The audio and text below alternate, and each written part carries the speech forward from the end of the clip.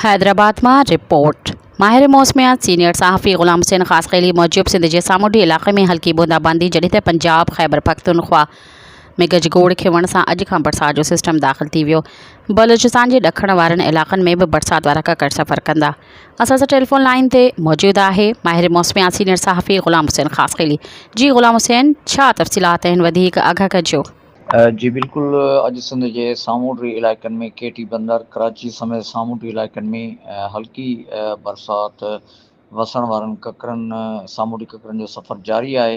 कराची जे कुझु हिसनि में बूंदाबांदी थी आहे। केटी बंदर खां वेंदे शाह बंदर ताईं, रणकच्छ ताईं जेके सामूंडी इलाइक़ा आहिनि उन्हनि में ककरनि जो सफ़र जारी आहे ऐं सामूंडी ककरनि मां हल्की बूंदाबांदी जो सिलसिलो जेको आहे सो जारी आहे। जॾहिं त बाक़ी जेके सामूंडी ककर आहिनि उहे टंडो मोहम्मद ख़ान, हैदराबाद, मटियारी, जामशोरो, थरपारकर, मीरपुर ख़ास जे कुझु हिसे ताईं उन्हनि ककरनि जो सफ़र जारी आहे।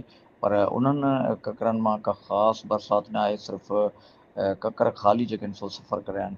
जॾहिं त मुल्क जे उतरनि इलाइक़नि में अॼु खां बरसाति जो हिकु सिस्टम दाख़िल थींदो, जो दौरान सूबे पंजाब जे मुख़्तलिफ़ इलाइक़नि में गजगोड़ ऐं खिवण सां गॾु 3 ॾींहंनि ताईं वक़्फ़े वक़्फ़े सां बरसाति जो सिलसिलो जारी रहंदो।